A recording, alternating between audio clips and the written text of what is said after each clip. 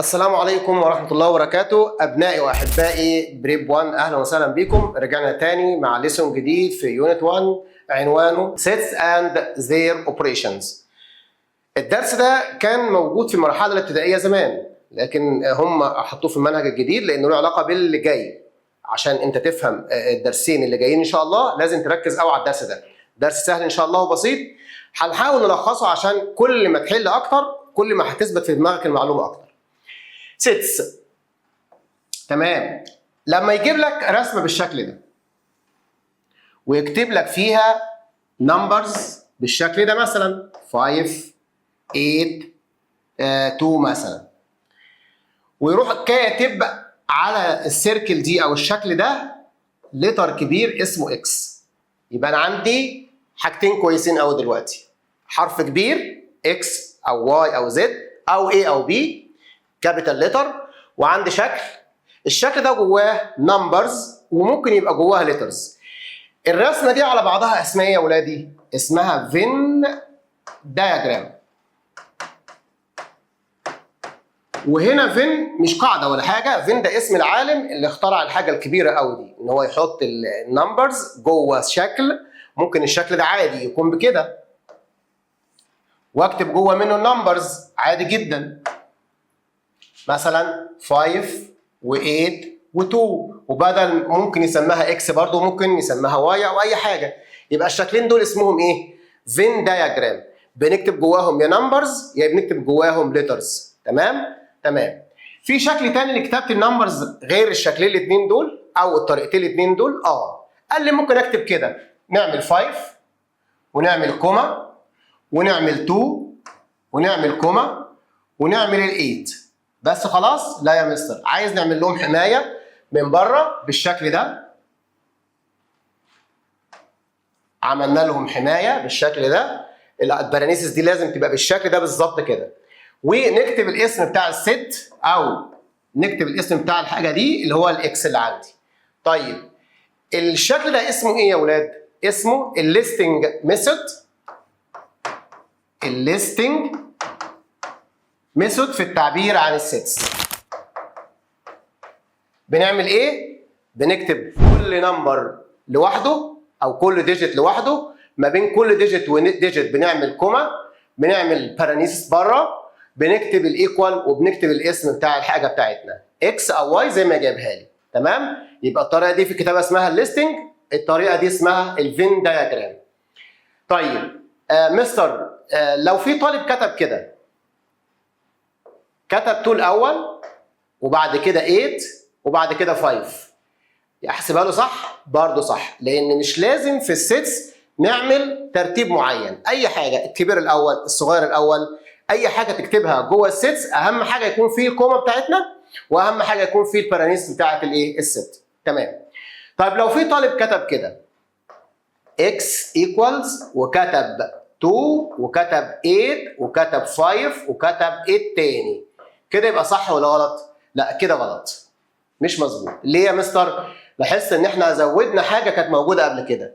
يبقى الريبيتنج جوه كتابه السيتس ممنوعه، forbidden، it is wrong. لما تكتب نمبر او ديجيت او لتر مرتين جوه السيتس دي حاجه مش صح. يبقى برضو ملحوظه ان احنا ممكن نكتب النمبرز بدون ترتيب صح، لكن نكتبها ونكرر نمبر او نكرر حاجه جوه السيتس طبعا ده كلام مش مظبوط. كده خلاص يا اولادي. ايه بقى تعريف الست؟ عشان يبقى احنا كده دخلنا مره واحده على الفين دايجرام وعلى الليستنج ميثود. تعريف الست هو ايه؟ هي is collecting of some things defined well. لازم تكون متحدده ولازم كل العالم يكون متفق على الحاجه دي. لما اقول مثلا the days of the week، ايام الاسبوع، هل العالم كله، كل دول العالم، كل الناس اللي عايشين في الدنيا متفقين على ان ايام الاسبوع هي ساتردي ساندي ماندي كده؟ يبقى دي تعتبر set of days. لما اقول مثلا set of letter of the word علي، لو عندي كلمه اسمها علي ALI، لو حبينا نقول هل دي تعتبر set ولا لا؟ هل السبيلنج بتاع كلمه علي بيختلف من دوله لدوله؟ او بيختلف من كلاس لكلاس او من مدرسه لمدرسه؟ لا طبعا، هي A والال والاي.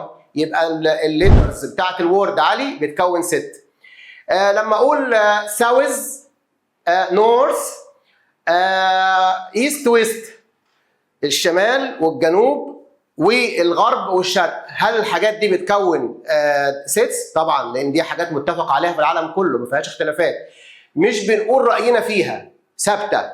يبقى المين دايركشن في الدراسات الاجتماعيه اللي عندنا في اولى اعدادي، هل تعتبر سيتس؟ تعتبر سيتس عشان هي محدده وعشان كل الناس متفقين عليها.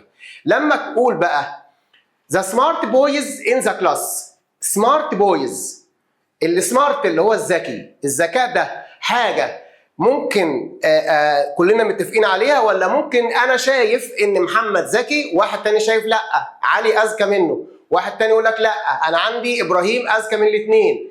يبقى طالما دخلنا وقلنا راينا في الموضوع يبقى دي ما تعتبرش ست. يبقى السمارت بويز ان ذا كلاس كان نوت بي ريبريزنت ا ست. كمان لما اقول ذا بيوتيفول جيرلز ان ذا كلاس، البنات الجميله في الفصل، مفيش الكلام ده، لان الجمال ده صفه نسبيه بتتغير من واحد لواحد. يبقى مش كل حاجه نعتبرها ست. عشان تبقى ستس لازم تبقى ويل ديفايند، وكمان كل الناس متفقين على الحاجه دي. خلاص يا اولاد كده اتفقنا على تعريف الستس. خدنا كام طريقه في الريبريزنتيشن ست؟ خدنا طريقتين، طريقه الليستنج ميثود اللي هي بنكتب النمبرز او بنكتب الليترز وبنكتب ما بينهم كومات وبنعمل لها برانيسز وبنكتب اسم الست بكابيتال ليتر، او بنعمل الفين دايجرام اللي هو رسمه وجوه منها الحاجه بتاعتنا. تمام يا اولاد؟ تمام. طيب خلاص خدنا من الحصتين مهمين برضو بنعيد عليهم، ما ينفعش نكرر الحاجات جوه السيتس، وفي نفس الوقت ينفع نلخبط السيتس او الاليمنتس بتاع السيتس اللي جواها نلخبطها، مش شرط نبدا بترتيب معين، اي حاجه نبدا بيها. طيب نكمل. علامتين مهمين جدا في السيتس، علامه زي دي وعلامه زي دي.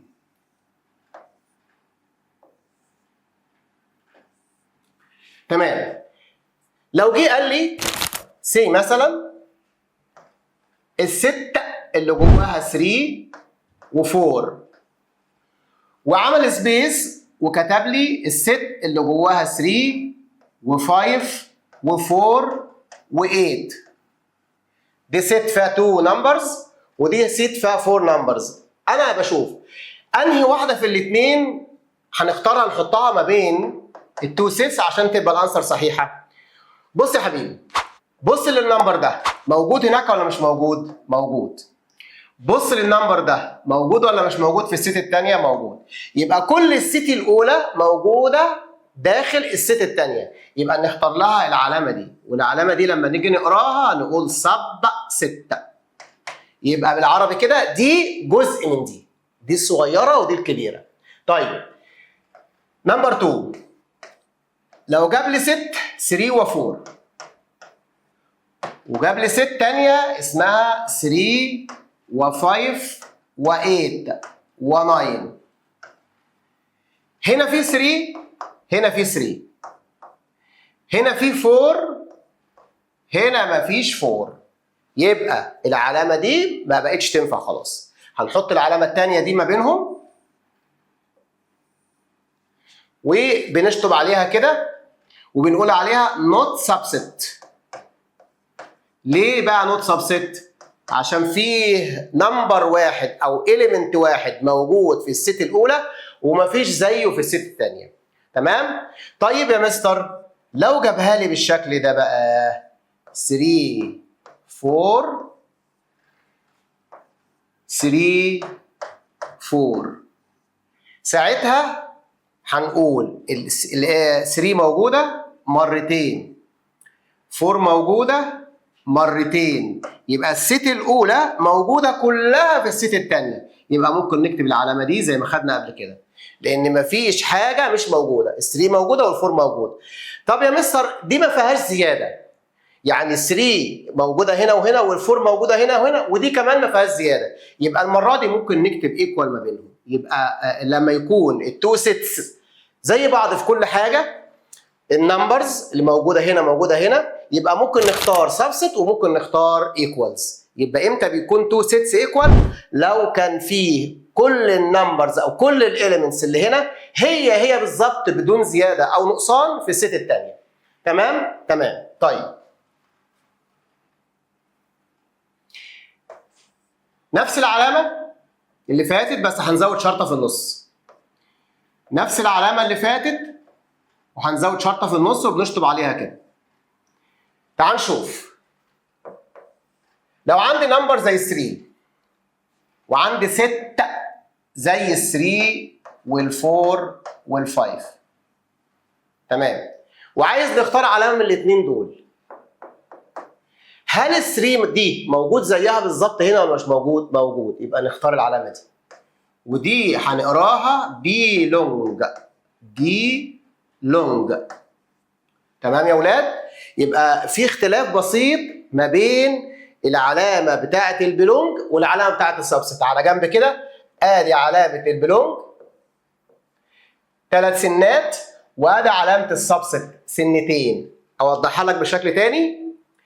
3 ديت من غير حمايه يبقى ضعيفه، وعشان هي ضعيفه فمحتاجه حاجه قويه ورا منها. الحاجه القويه تبقى بسنتين ولا ب3 سنات؟ 3 سنات اقوى، يبقى نحط لها العلامه دي. تمام؟ لكن لو انت لقيت نفس الحاجه اللي هي 3 وبصيت في الست اللي بعدها لقيت 4 و5 و9 مثلا وما لقيتش جواها 3، يبقى 3 هنحط لها نفس العلامه هي عشان دي ضعيفه من غير حمايه من غير بارانيسيس، وبنشطب عليها. ليه بنشطب عليها؟ عشان مش موجوده هنا. يبقى 3 مش موجوده في الست الثانيه او الست اللي قدام مني اللي هي بعد السبيس، يبقى نوت بيلونج. يبقى العلامه دي برضو هي بيلونج بس مشطوب عليها، يبقى بنقول عليها نوت بيلونج. شاطر. تمام؟ قدرنا نميز ما بين علامتين صغيرين، البيلونج والسبست. كده تمام؟ طيب مستر، هو ينفع الستة يبقى فيها 4 نمبرز؟ ينفع. ينفع الست يبقى فيها 4 نمبرز؟ ينفع. طب ينفع الست يبقى فيها 2 نمبرز؟ ينفع. طب ينفع الست يبقى فيها 1 نمبر او 1 ديجيت؟ ينفع. طب ينفع الست ما يبقاش فيها خالص؟ ينفع برضه. والست الاخيره دي اللي ما فيهاش حاجه خالص دي هنقول عليها فاي. تمام يا ولاد؟ يبقى دي حاجه برضو معلومه جديده. الست اللي ما فيهاش ولا اليمنت من جواها لها اسم، اسمها ايه؟ اسمها فاي. تمام كده؟ تمام. يبقى الست ممكن تنفع ب 4 نمبرز او مور ذان، وممكن تبقى 2 نمبرز، ممكن تبقى 1 اليمنت، وممكن يبقى فاي ما فيهاش ولا حاجه خالص. كده خلاص عرفنا حاجه جديده برضو. الفاي هي عباره عن ست ما فيهاش ولا اليمنت. طيب الاوبريشنز بتاعت السيتس، مثلا لو انا جبت لك ست زي دي كده فيها 3 و8، وجبت لك ست زي دي كده فيها 3 و5، وكتبت العلامه دي ما بينهم، هنكتب الانسر ازاي؟ قال لي هنشوف ايه اللي موجود مرتين، ايه اللي متكرر مرتين هنا وهنا. تمام؟ هنلاقي 3 بس هي اللي متكرره، وعشان دي ست يعني فيها بارانيسيس ودي ست فيها بارانيسيس، يبقى الانسر بتاعهم لازم يحط له البارانيسيس بتاعتها كده بالشكل ده. العلامه دي اسمها ايه بقى يا اولاد النهارده؟ انترسكشن. اسمها ايه؟ انترسكشن. طيب لو جاب لي نفس التو سيتس 3 و8 3 و5 وعمل يونيون ما بينهم، العلامه دي اسمها يونيون؟ اسمها يونيون. هنكتب الانسر بتاعنا ازاي؟ اليونيون يا اولاد بيزود بيكتر الحاجات، بيضيف حاجه على حاجه، بيبقى في اتحاد ما بينهم. هنكتب الارقام بتاعت الست الاولى 3 و8 ونكتب بعدهم ارقام الست الثانيه، بس خلي بالك بدون تكرار. يبقى هنكتب 3 كمان مره؟ لا يا مستر، هنكتب ال5. عرفنا ازاي بنجيب اليونيون ما بين تو سيتس؟ ان احنا بنكتب ارقام الست الاولى وبنكتر عليها ارقام الست الثانيه. اما في الانترسكشن بنجيب الرقم اللي اتعاد مرتين، اللي موجود هنا وموجود الناحيه الثانيه. برضو واحده واحده علشان نفهم الدرس، انا بحاول اختصر على قد ما اقدر، الدرس ده كبير جدا. خدنا الانترسكشن، خدنا اليونيون، اخدنا قبل كده البلونج والنوت بلونج، السبست والنوت سبست، اخدنا الديفينيشن بتاع السيتس. في حاجه كمان في الدرس ده يا مستر؟ ان شاء الله في حاجه بسيطه. لما يكون كاتب الست بالشكل ده، كتب x such that x is a counting number and x less than 4. x less than 4 دي ست. دي ست، بس يا مستر مش لا هي جايه بطريقه الرسمه بتاعت الفين دياجرام، ولا هي جايه بطريقه نمبر وكوما ونمبر وكوما ونمبر وكوما. الطريقه دي اسمها ايه بقى في الكتابه بتاعت السيتس؟ اسمها البيلدر ميثود. البيلدر ميثود. يبقى كده خدنا كمان طريقه، الاولى خالص الفين دياجرام، الليستنج ميثود، البيلدر ميثود. تمام؟ بنحولها ازاي لليستنج ميثود؟ البارانيسيس زي ما هي. هنركز على الوصف بتاع الايه؟ الاليمنتس اللي موجوده جوه الست. هو وصفها لي بوصف معين وقال لي ان هي كاونتنج نمبر. نفتكر مع بعض في المرحله الابتدائيه كلها كنا بناخد ايه هي الكاونتنج نمبر؟ 1 2 3 4 5 اند سو اون. هل هنكتب كل النمبرز اللي انت سمعتها دلوقتي في الست؟ قال لي لا، ده هو شرط كمان، شرط اضافي. ايه الشرط الاضافي؟ x less than 4. ايه الارقام اللي ينفع نحطها مكان الاكس هنا وتبقى صح؟ هل ينفع نحط ال5 مكان الاكس تبقى ال5 less than 4؟ هل ال5 اقل من ال4؟ لا طبعا. هل ينفع نكتب 4؟ هل ال4 less than نفسها؟ طبعا لا برضه. هل ينفع نكتب 3؟ لان ال 3 less than 4، يبقى هنبدا بال 3 ونعمل الكومه بتاعتنا عشان نحولها الى ليستنج ميثود. في تاني النمبرز less than 4، في 2 مثلا. في تاني ال1 بس كده يا مستر، ما نكتبش الزيرو لان هو شرط عليها شرط وقال لي كاونتنج. الكاونتنج مش بتبدا بالزيرو، بتبدا بال1 1 2 3 اند سو اون. يبقى هو قال لي ان هي less than 4، يبقى نختار الكاونتنج نمبر اللي تحقق الشرط اللي هي 3 2 1. ينفع يا مستر نلخبطهم نكتب ال1 وبعد كده 3 وبعد كده 2؟ ينفع. اهم حاجه ممنوع التكرار. هنسمي الست دي باي اسم، ايه مثلا. وبكده خدنا برضو طريقه ثانيه في كتابه السيتس اللي هي البيلدر ميثود. طيب ناخد الاكزامبلز بتاعت الست علشان تبقى الاسئله بتاعتنا مباشره ومركزه اكتر، لان انا دايما بقول الماس ما هو الا حل كتير هتكسب وقت وتوصل اللي انت عايزه بسرعه.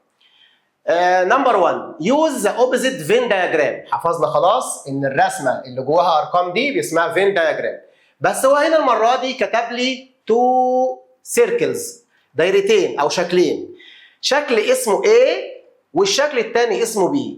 طيب لو سالت حد من الناس الشطار هي الايه السيركل بتاع الايه فيها كام وكام وكام؟ بسيطه يا مستر، هنلف حوالين السيركل بتاع الايه كده هنلاقي نفسي مشيت عند ال1 وال3 وال4. يبقى الايه فيها كام وكام وكام؟ فيها 1 وفيها 3 وفيها 4. طيب عايزك تكتب البي بطريقه الليستنج ميثود. قول لي ارقام البي كده، هنلف لفه كده حوالين البي هنلاقي نفسنا لفينا حوالين ال9 وال1 وال5 وال2. هو عايز ايه بقى؟ العلامه دي انترسكت. الانترسكت بيعمل ايه؟ نفتكر مع بعض بسرعه. الانترسكت بيكتب الارقام اللي متكرره. مستر انا مش شايف ارقام متكرره. يبقى هنا لازم نرجع للرسمه تاني. ايه الارقام اللي في النص ما بينهم؟ هم عباره عن دايرتين لازقين في بعض ماسكين في ايد بعض. ايه الرقم اللي ما بينهم او الارقام اللي ما بينهم في النص؟ ال1 بس يا مستر. يبقى هنعمل 1 ونعمل له حمايه خارجيه بالشكل ده، وده كده يبقى الانترسكشن ما بين الاي والبي. طيب عايز اليونيون. اليونيون يا مستر بيكتب ارقام الست الاولى ويضيف عليها ارقام الست الثانيه بدون تكرار. برافو عليك. ادي البارانيسيس بتاعتنا. نكتب ارقام البي الاول او نكتب ارقام الاي الاول مش هتفرق معايا. 3 4 1 كده كتبنا الاي. نكتب البي بدون تكرار بقى. ال9 موجوده مره 2 موجوده، ال5 موجوده، ال1 موجوده بس اتكتبت مره ما نكتبهاش تاني. ادي اليونيون بتاع السيتس. لاحظ حاجه، الانترسكشن بيصغر يعني بيجيب ارقام قليله، بيجيب عدد الارقام اللي جوه السيتس تبقى قليله، رقم رقمين. اما اليونيون بيكتر الارقام، يبقى اليونيون بيكتر، اما الانترسكشن بيصغر. تمام. exercise number 2 write the subsets from the set، وجاب لي set فيها 3 و9. subsets يعني عايزك تقطعها لي، الست اللي قدامك دي عايزك تقطعها، بدل ما هي كلها جايه مع بعضها عايزك تكتب لي كل الانواع اللي ممكن اكونها منها. اقول لك على حاجه، لو انا عندي ضيف جاي لي وعندي نوعين اتنين من التورتات، واحده مثلا كريمه واحده شوكولاته، دي مثلا الكريمه ودي الشوكولاته، انا ممكن اخيره، تختار ايه؟ هيقول لي انا عايز كريمه، يبقى هنكتب 3 بس. واحد تاني يقول لك لا انا ما بحبش الكريمه انا بحب الشوكولاته، يبقى ال9 بس. واحد تاني بقى مش بيحب التورته خالص ما بياكلهاش، يبقى هقدم له طبق فاضي، انت حر انت اللي اخترت. واحد تاني بقى سوري بيحب الاثنين مع بعض، مش عايز اقول الكلمه الثانيه، هنكتب ال3 وال9 مع بعض في وقت واحد. تمام يا اولاد؟ يبقى احنا كده عملنا سيتس كلها موجوده هنا. ازاي يا مستر الكلام ده؟ ال3 موجوده؟ ال9 موجوده؟ ال3 وال9 موجودين؟ طب ودي بقى؟ دي اسمها فاي. وملحوظه هقولها لك تاني برضو، الفاي دي سبست من اي ست، ايا كانت الست اللي قدامك صغيره او كبيره، الفاي تعتبر سبست منها. بس الست فاي والست نفسها اللي هي 3 وال9 بنسميهم هما الاثنين امبروبر سبست. امبروبر حاجه مش حقيقيه، يعني بنتخيل ان هي تعتبر جزء، لكن هي مش جزء قوي يعني، بس بنقول عليها تجاوزا ان هي سبست. يبقى لما تكون الست فاضيه خالص ولما تكون مليانه على اخرها بنسميهم هما الاثنين مع بعض كده امبروبر سبست. طب الحاجات الثانيه بقى بروبر سبست او بروبر زي ما احنا قلنا بروبر سبست. تمام. عد كده كام سبست طلعوا؟ 1 2 3 4. في الامتحان بقى ممكن يقول لك ايه؟ How many subsets؟ كم عدد السبست؟ يعني مش عايزك تقولهم لي، انا عايزك تفتكرهم في دماغك وتعدهم لي وبعد كده تكتب النمبرز. كام سبست طلعوا عندي؟ 4. طب بنجيبها ازاي يا مستر؟ ازاي تجيب النمبر اوف سبستس من ست معينه؟ تعالى معايا ببساطه كده، هكتب فوق الرقم الاول 2 وهكتب فوق الرقم الثاني 2، وال2 اللي طلعت دي عدد التوهات اللي طلعت نعمل لهم باي 2 باي 2 ايكوال 4. يبقى النمبر اوف subsets of the set 3 and 9 is كام؟ is 4. طب لو جاب لي بقى على السريع كده ست فيها 3 digits او 3 numbers زي دي مثلا، دي زياده، جاب لي مثلا 4 و8 و1 وقال لي how many subsets can be formed from the set 4 8 and 1. بمنتهى البساطه هنكتب فوق كل واحده منهم 2 ونكتب التوهات اللي طلعت دي كلها نعمل لها باي 2 باي 2 باي 2 ايكوال 8. يبقى لو جالي في الامتحان how many subsets from the set 4 8 1 كام سبست ممكن اطلعهم؟ 8 سبست، فيهم 2 امبروبر اللي هو الفاي والست نفسها. تمام يا اولاد؟ تمام. exercise number 3 if the set A 179 and the set B 427 والمره دي جاب لي ست ثالثه C فيها 17 find A intersect B intersect C، يعني عايز الرقم اللي موجود في ال A وفي ال B وفي ال C في نفس الوقت. ركز معايا كده، ال 1 موجود في ال A وموجود في ال C بس مش موجود في ال B، يبقى ال 1 ما ينفعش، لازم يكون موجود في ال 3 سيتس مره واحده. طيب ال 7 موجوده في ال A موجوده في ال B موجوده في ال C، اكتبها. يبقى نكتب ست ونكتب جوه منها 7. في تاني ال9 موجوده في الاي، مفيش زيها في البي، مفيش زيها في السي، يبقى الرقم الوحيد اللي موجود في 3 سيتس مره واحده هو النمبر 7، يبقى سيت 7. تمام. عايز ايه بعد كده؟ A يونيون B يونيون C. اليونيون بيكبر، يبقى لازم نكتب كل ارقام ال A وال B وال C ونجمعهم كلهم في حته واحده. نبدا بال A 1 7 9. ادخل على البي 4 2 ها برافو، ال7 ما تتكتبش تاني لانها مكتوبه مره. ادخل على السيت سي 1 مكتوب مره ما تتكتبش تاني، 7 مكتوبه مره ما تتكتبش تاني، يبقى بنختم السيت بتاعتنا على كده وبنقول هو ده اليونيون. الانترسكشن بيقلل اما اليونيون بيكتر الاجابات. تمام. السؤال اللي بعد منه بيقول using the listing method to write each of the following sets. عايز الليستنج ميثودز. ايه هي الليستنج ميثودز؟ نفرقهم، نبعدهم عن بعض ونكتب ما بين كل رقم ورقم او كل حرف وحرف نكتب كومه صغيره كده. تمام. A ده اسم الست، ماشي، يبقى نكتب A equal ونفتح البارانثيسيس بتاعتنا. تمام. A is the set of A odd natural numbers. كمان شرط less than 12. تمام. تاني natural number دي خدتها في سنه 5 و6. ايه هي الناتشورال نمبر؟ هي الكاونتنج بس بنزود عليها الزيرو في الاول، يبقى 0 1 2 3 اند سو اون. يبقى الاجابه بتاعتي لازم تبقى من الارقام اللي انا قلتها دلوقتي، عشان هو قال لي ناتشورال، ما ينفعش نجيب ارقام غيرها، لا ينفع نجيب ديسيمال ولا فراكشن ولا حتى نيجاتيف. يبقى خلاص اتفقنا على اول حاجه اللي هي ايه؟ النمبرز بتاعتي هتبقى 0 او 1 او 2 او 3 او 4 او 5 اند سو اون. تاني شرط عايزها تكون less than 12. ايه هي النمبرز دي less than 12؟ من اول 0 لحد 11. 0 1 2 3 4 5 6 7 8 9 10 11. تمام؟ كده حققنا الشرط الثاني. الشرط الثالث بقى بيقول ان هي ايه؟ اود. الاود نمبرز اللي خدناها في المرحله الابتدائيه كانت بتبدا بال1. يبقى ال1 اود وناتشورال وليس ذان 12. 3 اود وناتشورال وليس ذان 12. 5 odd natural less than 12. 7 odd natural less than 12. 9 odd natural less than 12.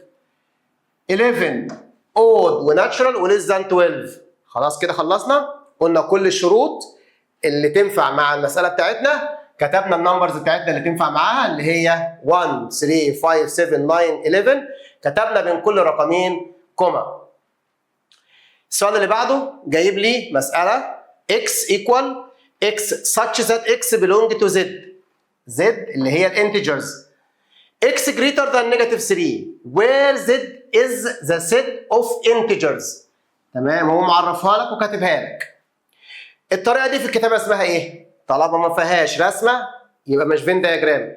طالما ما فيهاش كوما ما بين كل 2 ديجيت او كل 2 ليترز برضو ما اسمهاش الليستنج. امال دي اسمها ايه؟ اسمها البيلدر ميثود. عايزين نحولها لليستنج ميثود زي ما قال لي. اول حاجه بنكتب ست، ويا ريت قبل ما نحل المساله زي دي نكون فاكرين حاجه في المرحله الابتدائيه اسمها نمبر لاين، هتسهل لك حل المساله دي. لو رسمت النمبر لاين بالشكل ده كان في 0 في النص، after 0 1 after 1 2 and so on to infinity. before 0 -1 بعد كده -2 بعد كده -3 and so on. اللي انا رسمتها على البورد دي كان اسمه نمبر لاين. النمبر اللي انت شايفها دي انتجرز. هو عايز كل الانتجرز؟ قال لي لا، x greater than -3. اقول لك على حاجه، هو كاتب هنا ايه مع الاكس؟ كاتب -3. تمام، هنبدا بالنيجاتيف 3 اهو. وبعدين هي العلامه بتاعتك اللي هي جريتر ذان باصه الناحيه دي، يعني ناحيه اليمين، يبقى احنا او باصه ناحيه الشمال بالنسبه لك انت، يبقى انا همشي ناحيه اليمين يعني عكسها. تمام. هقول تاني، اكس جريتر ذان العلامه بتاعتي الدايركشن بتاعها ناحيه الشمال، يبقى احنا هنبدا بالنيجاتيف 3 يبقى هنمشي ناحيه اليمين. بس في حاجه بقى، فيه ايكوال هنا ولا مفيش؟ مفيش يا مستر. تمام، يبقى احنا مش هناخد النيجاتيف 3، هناخد اللي بعد النيجاتيف 3 اللي موجود معايا في الاتجاه بتاعي بس بعد النيجاتيف 3 اللي هي مين؟ اللي هي نيجاتيف 2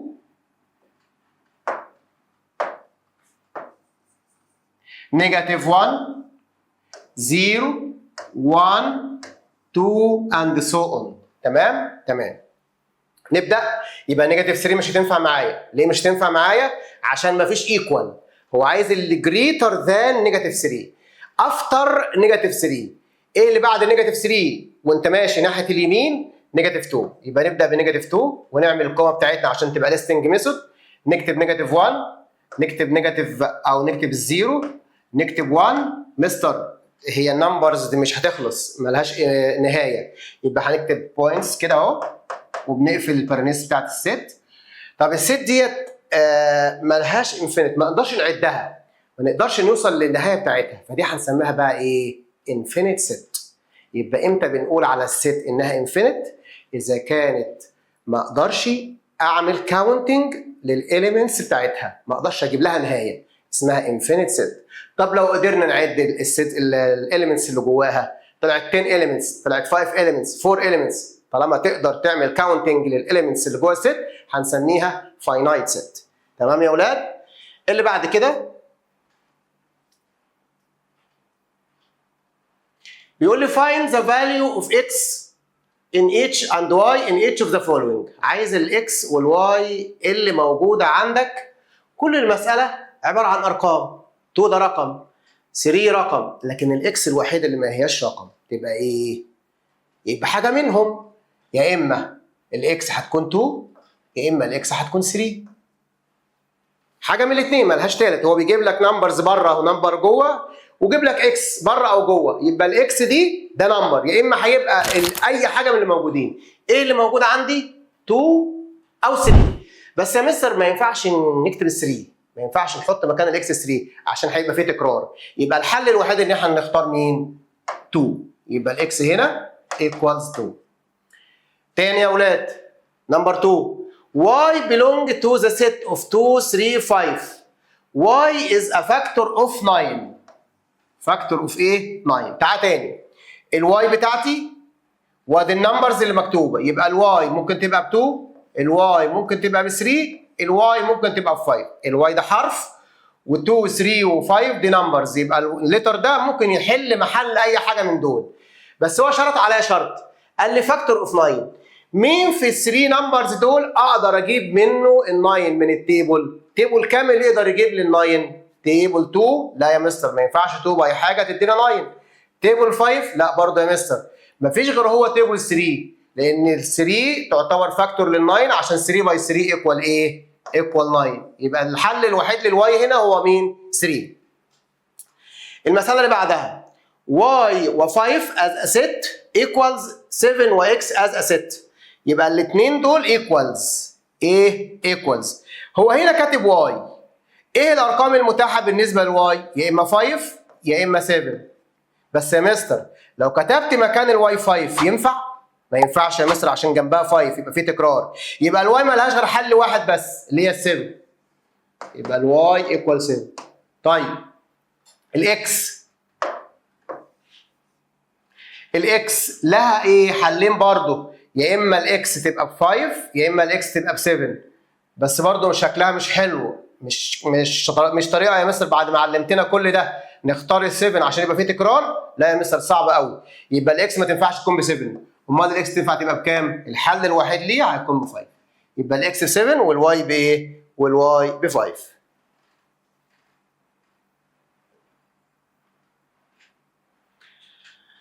Put the suitable symbol وجاب لك 4 اشياء: subset, not subset, belong, not belong in the blank.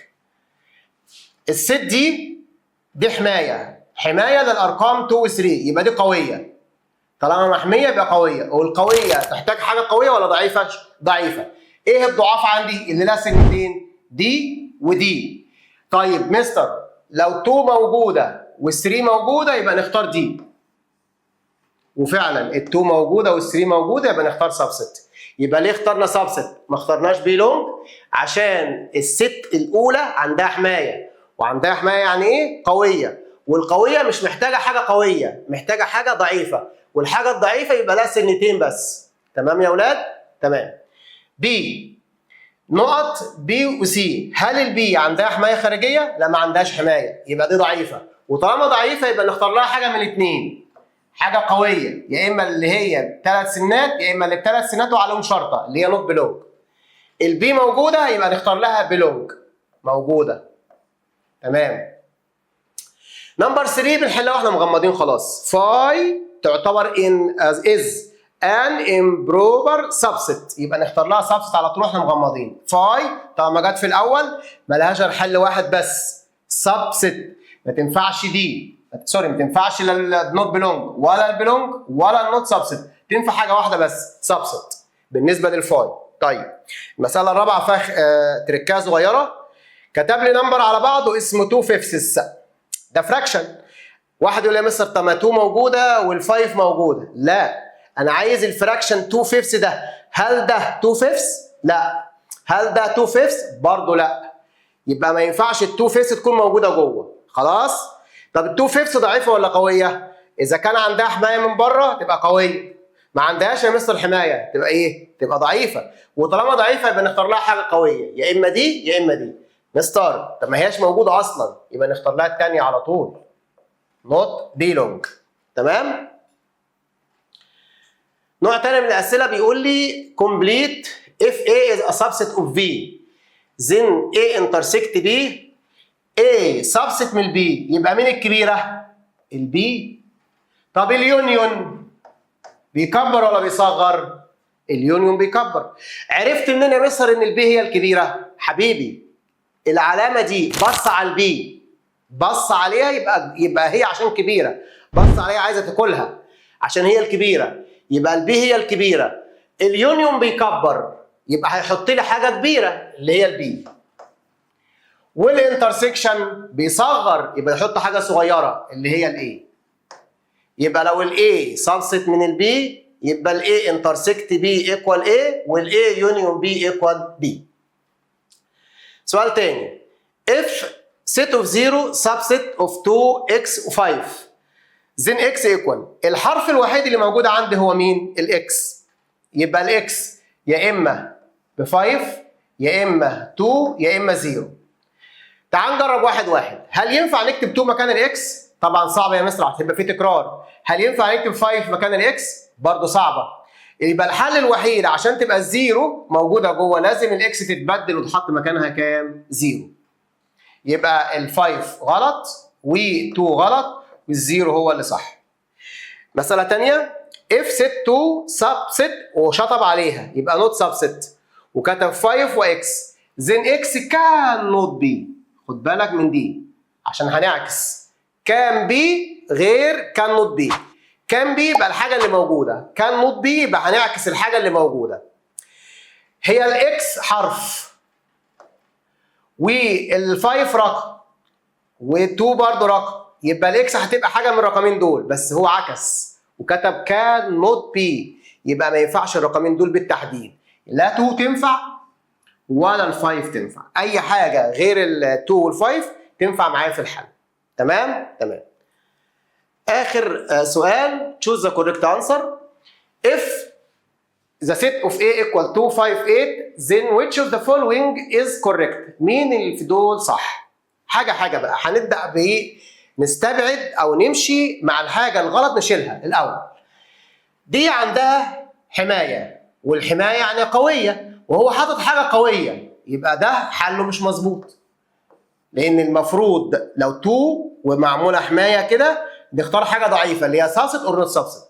هو هنا مختار بلونج، يبقى برضه حتى لو موجوده اقول له لا، الكتابه نفسها غلط. طب تعال نشوف دي برضه 3 عندها حمايه، والحمايه المفروض ما تاخدش بلونج ونوت بلونج، تاخد سبست ونوت سبست. طب هو هنا حاطط نوت بلونج، برضه اقول له لا، اجابه مش مظبوطه. تعال على اللي بعدها. ست 5 عليها حمايه، يبقى المفروض نختار لها حاجه ضعيفه اللي هي سبست ونوت سبست. فاضل بس حاجه صغيره، ايه هي؟ هل الفايف موجوده في السيت ايه ولا مش موجوده؟ موجوده، يبقى دي الوحيده اللي صح. تاكيد بس على ان احنا اخترنا الليتر سي هي الصحيحه. هنبص كده على الفايف والايت نوت سبست، يعني عندها حمايه، يبقى نختار لها سبست او نوت سبست صح. لكن الفايف موجوده والايت موجوده، عشان تبقى صح كان المفروض شال الشرطه دي اللي هي تبقى سبست بس. تمام يا ولاد؟ تمام. السؤال اللي بعده if x belong to set 2 5 intersect. خد بالك عشان دي فيها خدعه. الاكس بيلونج للانترسكت ما بينهم، يبقى الاول هنخبي دي كده ونحل الانترسكت ما بين الاثنين دول اللي هو 6 و 5 5 و7 و8. هو الانترسكت بيعمل ايه؟ بيكتب ست وبيكتب الارقام المشتركه اللي متكرره اللي هي ال5 بس. يبقى انا ده كده ما عدتش محتاجه. تعال بقى نقرا كده مع بعض. اكس بيلونج للست 5. الاكس ده حرف والفايف ده رقم، يبقى ممكن نبدل الاكس مكان الفايف، والحل الوحيد بالنسبه لنا هيكون هو مين؟ الفايف. يبقى الاول بنحل الانترسكشن وبعد كده بنشوف الاكس بيلونج ليها، يبقى نختار الارقام اللي جوه الست بتاعه الانترسكشن. اللي بعدها نمبر 3 زد يونيون ان. احنا قلنا ايه هي الزد؟ الست اوف انتجرز. وايه هي الان؟ الست اوف ناتشورال. مين فيهم الكبيره اللي بتحتوي على ارقام اكتر؟ الانتجرز يا مستر، عشان فيها الناتشورال وزياده عليها كمان النيجاتيف نمبرز اللي هي نيجاتيف 1 نيجاتيف 2. يبقى مين الكبيره في الاثنين؟ الزد. طب دي مستر يونيون، اليونيون بيكبر، يبقى نختار الحاجه الكبيره ولا الحاجه الصغيره؟ الحاجه الكبيره اللي هي مين؟ الزد. وبكده يبقى خلصنا درس السيتس. اتمنى تكونوا فهمتوه. شكرا لكم والسلام عليكم ورحمه الله وبركاته. نلتقي ان شاء الله مع الدرس السادس باذن الله تعالى. السلام عليكم ورحمه الله وبركاته.